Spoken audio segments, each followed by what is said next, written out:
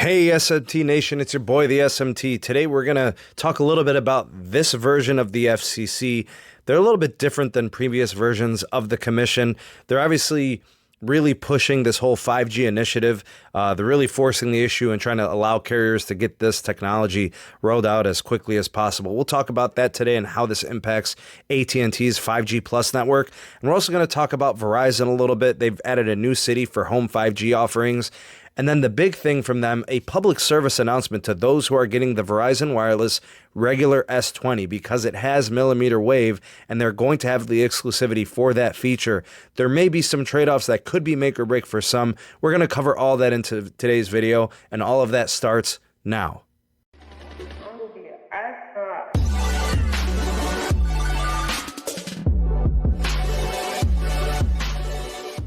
Hey, what is going on, SMT Nation? It's your boy, the SMT. Happy Friday to all if you're watching this on the day of release. I want to welcome everybody who is a returning subscriber and viewer, and also welcome to those that are first-time viewers. Glad you guys could be here to watch this video. I've got a lot of news, one piece coming out of AT&T, and then two pieces actually coming out of Verizon. Before I get going with these updates and the news, please do check out some of the community links down in the description box. Following items, we have the SMT Patreon page. We also have the Twitter handle at SneedTech, where we also do Periscope Live. And then we have the Megadon.net invite code, the social media platform of the future. Never need another social media platform ever again. No algorithms, no ads, no tracking. Megadon.net. Let's first start with the news out of AT&T, and I think this is just as important a piece of news about AT&T as it is the FCC. So AT&T last week requested special access and approval for 37 and 39 gigahertz millimeter wave operations and deployments from the FCC. That actually has gone ahead and been granted by the FCC. Anyways, Spectrum Auction 103 has just completed very, very recently, in which AT&T successfully bid and won 786 megahertz in millimeter wave licensing in the 37 and 39 gigahertz frequencies. They spent a total of $1.2 billion on contiguous 39 gigahertz holdings, bringing their total millimeter wave holdings from a previous 379 megahertz, now adding 407 megahertz, to a total of 786 megahertz in 39 gigahertz frequency. So along with their previously owned 24 gigahertz of 254 megahertz, this now is 786 plus 254, brings their total millimeter wave holdings to over 1,000 megahertz in millimeter wave. That was fast. They have a lot of millimeter wave now, and it looks like they're going to be poised to go ahead and build out their 5G plus networks. And I also think they're also going to be doing a lot with home internet and fixed 5G. That's clearly they can do it with those holdings. These are very wide channels, very high capacity.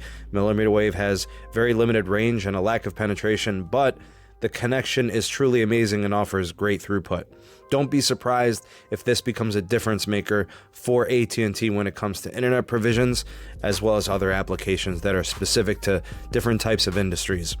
The big story here, though, is the fact that the FCC is going to allow AT&T to deploy their newly acquired 39 gigahertz millimeter wave spectrum pretty much immediately with no delay.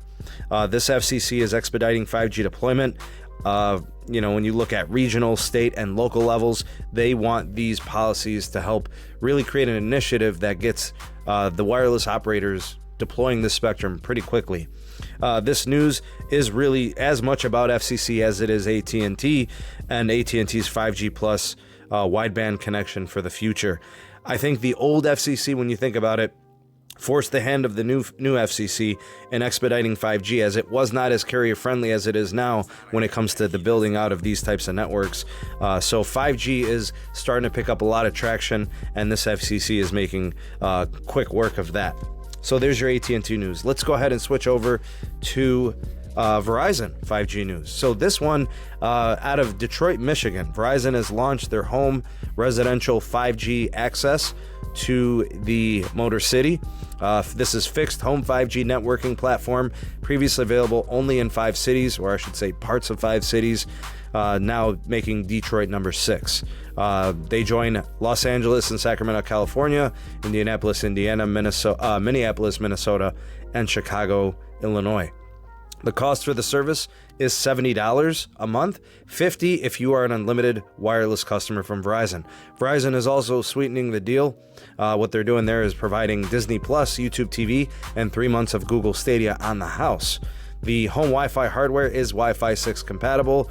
I believe it also has built-in Alexis support and a self-installation kit to go with the gigabit speed class internet. Throwing in a free streaming device to connect you to Netflix, Amazon Prime, and Hulu services will also be provided. Verizon is saying expect 10 cities in total by the end of the year to have this service, so that means we should expect about 4 more to be announced between now and the end of the year. Expect a massive push in 2021, as they are estimating that the end game will be 30 million households to have this service offered to them within a couple of years. Just as a public service announcement, this would be the last piece of news. The standard regular S20, which a lot of people have been waiting for from Verizon, is not so similar to the standard S20 from Samsung that comes network and carrier network unlocked, and other carriers actually for that matter. The factory unlocked S20 from Samsung and other carriers does not have millimeter wave capability, meaning they are sub 6 gigahertz only when it comes to 5G. The S20 Plus and the S20 Ultra are sub 6 and millimeter wave compatible regardless of who you buy them from, but Verizon now has the exclusivity on the smaller standard sized and millimeter wave S20. However, there are some important things to know, and this is why I really wanted to throw this in here. Instead of the 12 gig of RAM that comes with the Samsung Network Unlocked model and all the other S20s, the Verizon model for the regular S20 that is millimeter wave compatible will have only 8 gigs of RAM, so 4 less gigs of RAM, and it'll also be missing the micro SD card slot. All of the other models do. So the S20 from any other carrier, the S20 from Samsung, the S20 Plus, the S20 Ultra, all right, those all have an SD card slot. This one will not. So for $1,000, you're getting 4 less gigs of RAM and you're getting no micro SD card support. So the S20 Plus, which has a larger display, a larger battery, more RAM, and expandable storage, is going to cost just a couple $100 more to get those services. So these changes, I think, likely had something to do with reducing cost, helping Samsung or, Verizon, however you want to look at it. But I think also the fact that they were trying to cram and accommodate the space for the millimeter wave antenna modules in the smaller form factor of the standard size S20. There are some serious trade-offs in this scenario. Smaller battery, smaller display, no micro SD card slot, less RAM, all this for millimeter wave on Verizon. This may be a make or break for some people. I know some people really like Samsung devices because they have the SD card slot. And seeing that you're getting a smaller battery and you're getting less RAM, this may be a warning for people. And for those that pre-ordered, you're kind of screwed, right? You're kind of stuck with the device that you really didn't think was going to have these trade-offs, less RAM and no SD card slot.